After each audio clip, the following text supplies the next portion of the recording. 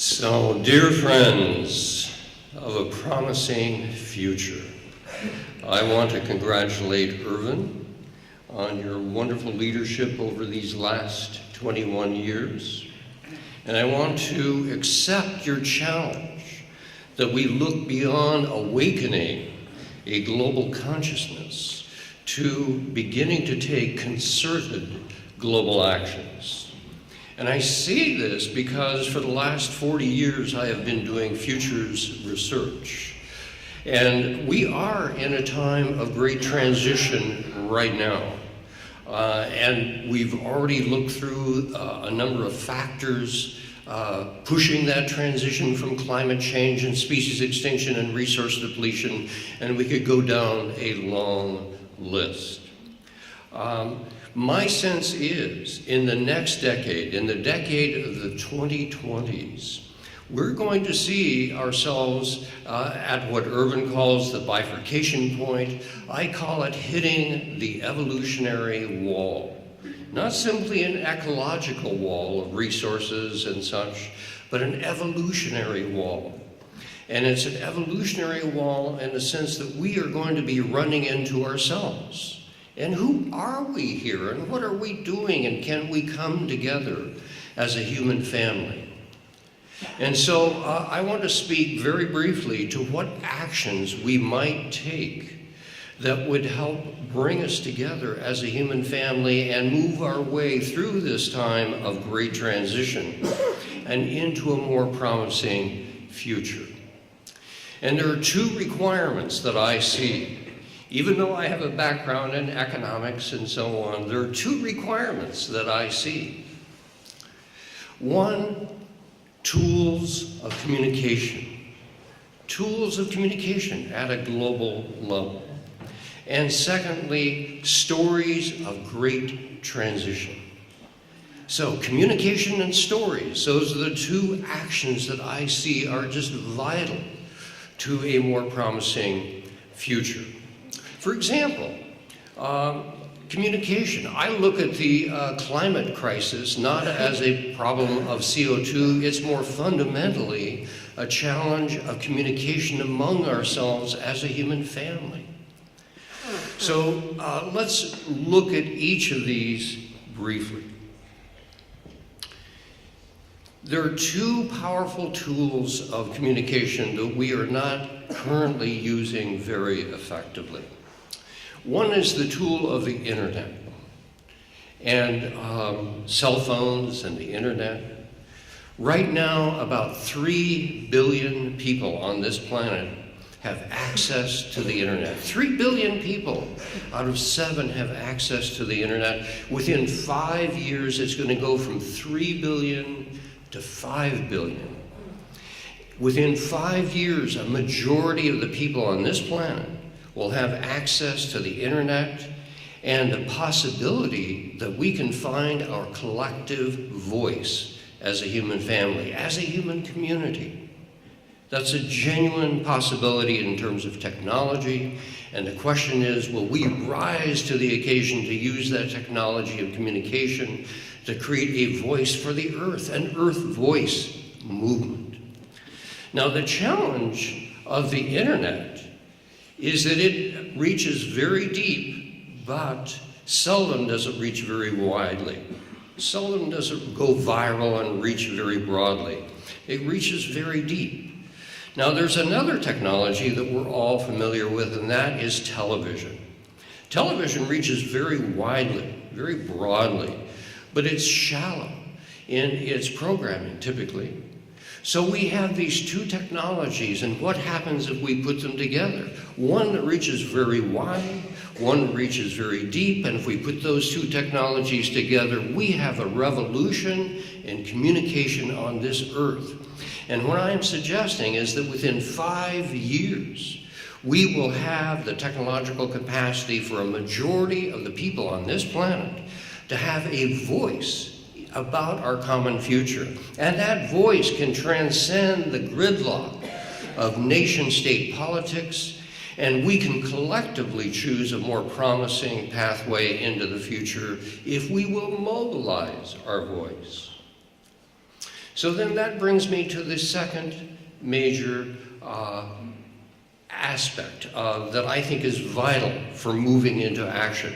We may have a voice, but it's just going to be a chaos of voices and views unless there is a more orienting vision to give us guidance into the future.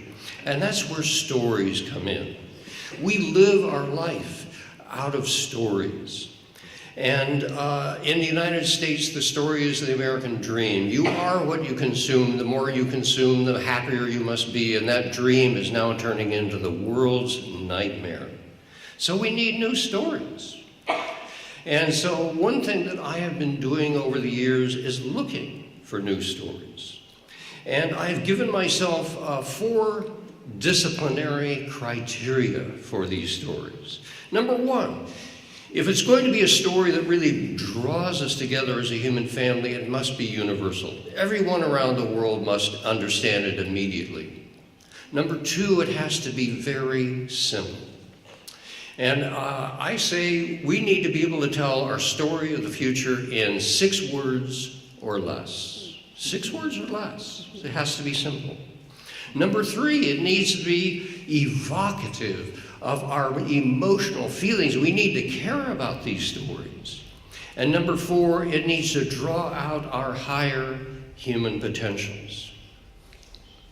So, let's look at some possible stories. The first is one that I've asked around the world, actually, and in the last 20 years, I've in many different places around the world, I've begun talks by asking people about the following story. And here's the story, 4 words. Humanity is growing up. Humanity is growing up. And that raises the question immediately, okay, if we're growing up, what life stage are we in? Are we, when you look at all of us together, are we behaving like toddlers? Are we behaving like teenagers? Are we behaving like adults? Or are we behaving like elders? And I give people 4 choices: toddlers, teenagers, adults, or elders. And often I'll give people 5 or 10 minutes to talk about it, and then we'll vote. We don't have time to do that today. So let me ask you, though, as you look at the human family, as you look at our behavior taken all together, how are we behaving? Are we behaving like toddlers? Are we behaving like teenagers, adults, or elders? Let's take a vote. How many would say we are behaving like toddlers? Okay, there's maybe 5%, maybe 10%. How many would say that we're behaving like teenagers? Overwhelming majority. How many feel we're behaving like adults?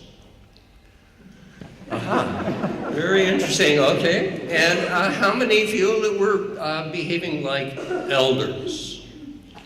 A few, yeah. We're pretty old, maybe we're moving on. Now this is interesting because everywhere around the world, I've spoken to school teachers in India, 300 or 400 young women graduating, going off to India to teach school. I had no idea if they would understand the question.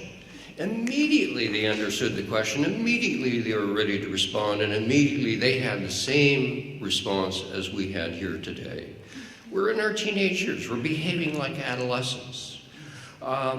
I've asked this of spiritual leaders in Japan, business leaders in Brazil, audiences in Europe, the Americas, and so on.